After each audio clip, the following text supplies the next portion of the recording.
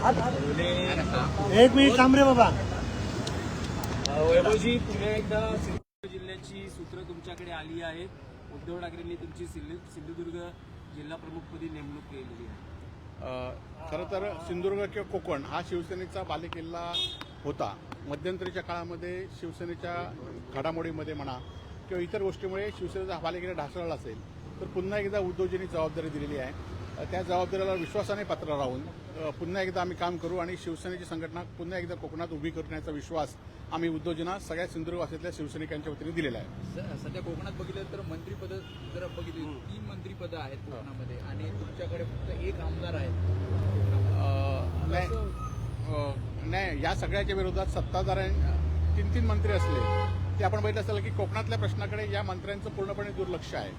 आंबा काजूचा विषय असून देत, मच्छीमारांचा विषय असून देत, समृद्धी मार्गाचा विषय असून देत किंवा काल परवा 10 तारीखला नितीन गडकरी सिंधुदुर्ग जिल्ह्यामध्ये आलेत आणि 14 तारीखला टोलचं निविदा निघालं आहे आणि त्यामुळे खरं तर अन्याय करण्याचं काम या ठिकाणी होत आहे. आणि समृद्धी मार्गामध्ये सुद्धा अनेक आमदारांनी अनेक मंत्र्यांनी समृद्धी मार्ग आपल्याकडनं वळवलेला आहे, शक्तीपीठ मार्ग. परंतु सिंधुदुर्ग जिल्ह्यात आपण बघितलं असेल की अनेक देवस्थान आहेत, म्हणजे आग्नेवाडी असून देत, दक्षिण काशीचं कुणकेश्वर असून देत, रामेश्वर असून देत, अशी अनेक मंदिरं आहेत की जी पुरातन आहेत. या शक्तीपीठाचा मार्ग खरं तर आमच्या सिंधुदुर्ग जिल्ह्यातनं जातच नाही, तो पूर्णपणे डायरेक्ट गोव्याला जातोय. आणि या विरोधात खरं तर या मंत्र्यांनी आवाज उठवला पाहिजे होता.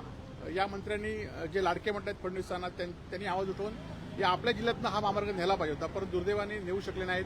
मुंबई गोवा मार्ग पूर्ण होऊ शकले नाहीत. त्यामुळे हे अनेक विषय आहेत ते लोकांसमोर आम्ही घेऊन जाणार आहोत आणि निश्चितपणे पुन्हा एकदा संघटना आणण्यासाठी आम्ही प्रयत्नाची पराकाष्ठा करणार आहोत. तर वैभवजी, आता गेल्या 1-2-4 दिवसात जे काही आंदोलन झालं, टोलचा विषय आहे, मुंबई गोवा महामार्ग, अलीकडे आंदोलनही झालं, नेमकी तुमची भूमिका काय असणार आहे? टोलला पाठिंबा आहे, विरोध आहे, आंदोलन करणार आहात? खरं तर आज मुंबई गोवा मार्ग आपण सर्वजण बघताय की 14 वर्ष हा महामार्ग झालेला आहे आणि या महामार्गामुळे खरं तर लोकांचे अनेक अपघात झालेत, अनेक हजारो लोक मृत्युमुखी पडलेत. त्यामुळे रेखाडलेल्या प्रकाशाला खरं तर टोल माफी दिली पाहिजे, परंतु ही टोल माफी न देता मंत्री महोदयांनी आमची माफी मागितली कोकणवासियांची, परंतु टोल माफी दिली नाही.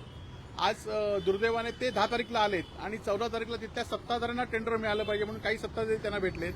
लवकरच ते पण आम्ही जाहीर करू कोणाच्या नावे, कोणाची कंपनी आहे, कोणाच्या जवळचे आहेत आणि सत्ताधाऱ्यांना मिळण्यासाठी आज लवकर टोल, म्हणजे एकतर महामार्ग पूर्ण झाला नाही आणि टोल कसा काय, आणि त्यामुळे आमचा विरोध राहील. जिल्ह्यातल्या अनेक संघटना सुद्धा त्याला विरोध करतायत.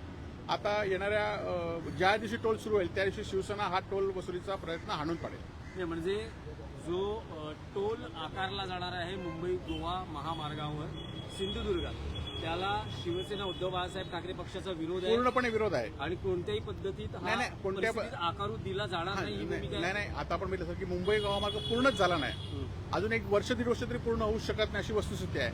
असं असताना टोलची घाई का? त्यामुळे 1-1.5 वर्ष तरी आम्ही टोल वसूल करायला देणार नाही. ओके. आणखी एक पुन्हा एकदा नेमणूक होते आहे, याआधी जिल्हा प्रमुख होतात, आमदार होतात, काय वाटतंय सिंधुदुर्गात सगळ्यात मोठं आव्हान या घडीला तुमच्या? नाही, सगळ्यात मोठं आव्हान म्हणजे सत्ताधाऱ्यांचं आव्हान आहे. कारण आजचे सत्ताधारी 14 वर्षापूर्वी जे सत्ताधारी होते ते वेगळे होते आणि आजचे आहेत ते वेगळे आहेत. विरोधी पक्षांना त्रास देण्याचं काम हे करतात, परंतु यातनं आम्ही मार्ग काढू, यातनं आम्ही सगळ्या शिवसैनिकांना एकत्र घेऊन, जनतेला एकत्र घेऊन आम्ही पुन्हा एकदा संघटना उभं करण्यासाठी प्रयत्नाची पराकाष्ठा करणार आहोत.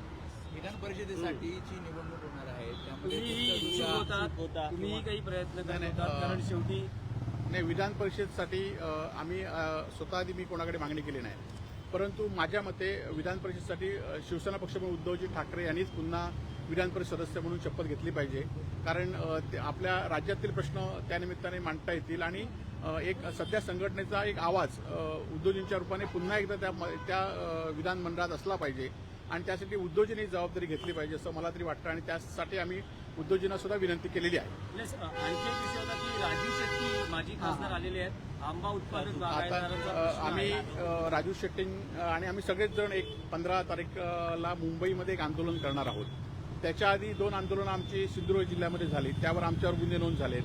परंतु आज आंबा आणि काजूची परिस्थिती सुद्धा शासनाने तुटपुंजी 22,000 रुपये मदत केलेली आहे आणि ह्याच्या विरोधात आम्ही एकत्र येऊन त्यांनी उद्धवजींकडे आमच्या पक्षाचा पाठिंबा मागितला आहे.